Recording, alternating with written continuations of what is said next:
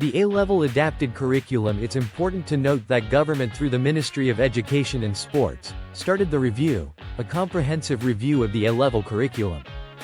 This process is still ongoing and cannot be completed fully by February 2025, when the first cohort of learners instructed under the lower secondary curriculum will be starting Senior 5, and because of that, with the first cohort now in Senior 4 vacation, it is clear that the process of completing the A-level curriculum review will not be complete by that time. It won't be complete because there is a long process of stakeholder consultation and inputting or taking care of the input from stakeholders that is not yet complete. Based on this, the Ministry of Education and Sports came up with an intervention measure to address the misalignment across the two levels, and this measure led to the adaptation of the existing A-level curriculum to have it aligned with the lower secondary curriculum. The Ministry of Education and Sports, through the National Curriculum Development Center, has adapted the existing A-level curriculum by aligning it to the lower secondary curriculum that was rolled out in 2020. The purpose of the alignment is to make the A-level curriculum competency-based to ensure a smooth transition of learners from lower secondary while retaining the subject on the existing A-level curriculum menu. I have heard and read in the media, many people calling it abridged, many people calling it all other sorts of names, but for us at NCDC those names do not address or do not represent what has been done. What has been done is to align the existing A-level with the lower secondary curriculum, and this has been done in the following ways. 1. Realigning the current learning and teaching approaches in the A-level curriculum with the competency-based lower secondary curriculum.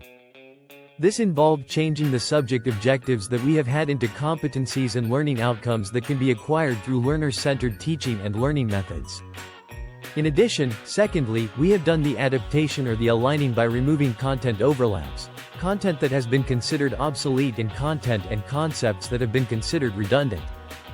Third, integrating concepts that were removed from the O-level curriculum during the curriculum review were considered relevant but were not yet integrated in the A-level curriculum.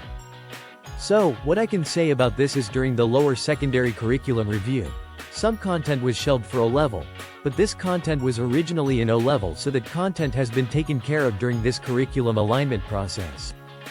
Fourth, the process has involved integrating generic skills, values, cross-cutting issues and the use of ICT as a pedagogical tool. Fifth, the process involved realigning the content to meet the spiral nature of the curriculum, and sixth, realigning the assessment modalities to emphasize formative assessment and also make adjustments in the summative assessment or end-of-cycle assessment approaches at a level to accommodate competence-based assessment approaches. Throughout the process, we are coming up with the following outputs, so this adaptation is leading to. We are having syllabus documents for 29 subjects that have been on the A-level curriculum menu. Assessment modalities to guide formative assessment and end-of-cycle assessment that will be carried out by UNEB, and implementation guidelines which we will share with stakeholders to ensure smooth and effective implementation of the curriculum. The curriculum focus for the adapted A-level curriculum is emphasizing or emphasis on equipping learners with practical skills, critical thinking and problem-solving abilities tailored to real-world application of education.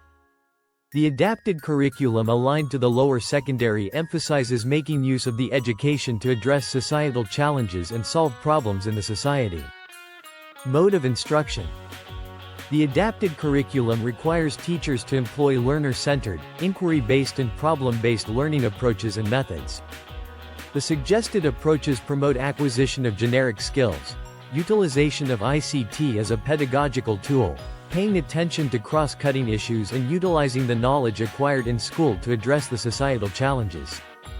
A program for exposing teachers and school administrators to these teaching and learning methods is in its advanced stages, and you will be informed and contacted on how to get the teachers and school administrators trained to the new approaches for A-level.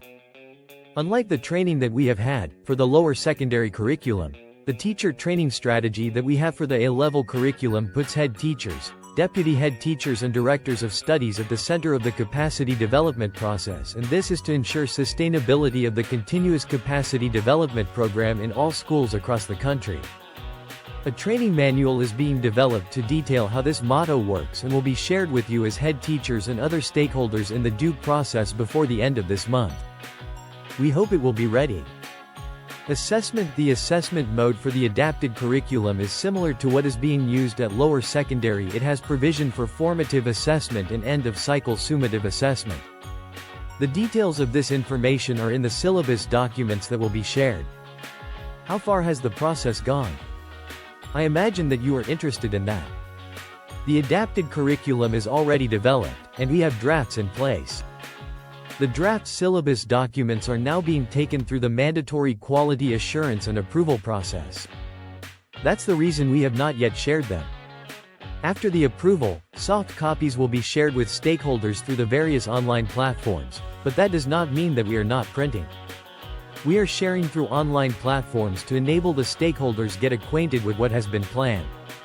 Thereafter, printing will continue, and the hard copies will be distributed later.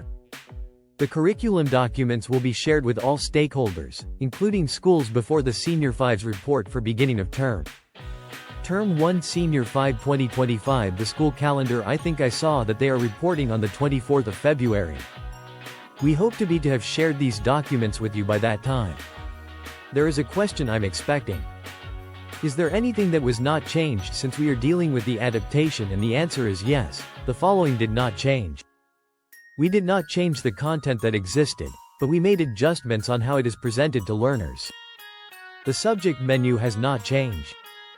Subject menu. I mean if we had subjects, physics, chemistry, biology, history, geography and the rest on our subject menu. The names of those subjects have not changed, and we have not introduced any new subjects. The subject menu of A-level curriculum. The adaptation was made for subjects that were already on the A-level curriculum menu. No new subjects were introduced. Instructional materials for the adapted curriculum. Since the content did not change, the instructional materials and specifically textbooks that have been in use will continue to be relevant for the adapted curriculum. There is no need to buy new textbooks for the adapted curriculum. Then the other question might be, so when or for how long do we expect this adapted curriculum to run? The adapted curriculum is or has been given a period of 4 years, and in the 4 years we shall have completed the review of the A-level that we had started on earlier on, and we shall thereafter roll out a completely new curriculum for A-level that takes into account the new subjects. That one might have some changes in the subject names and coverage following the stakeholder consultation that we will do. In conclusion, I have a prayer to the head teachers when time for face-to-face training is communicated. I request the head teachers to create time to be physically present for this process.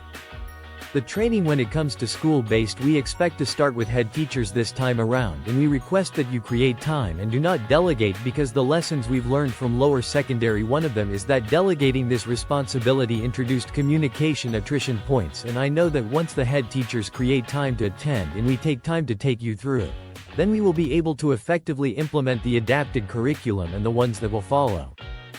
Thank you very much for listening to me, for God and my country. Thank you so much.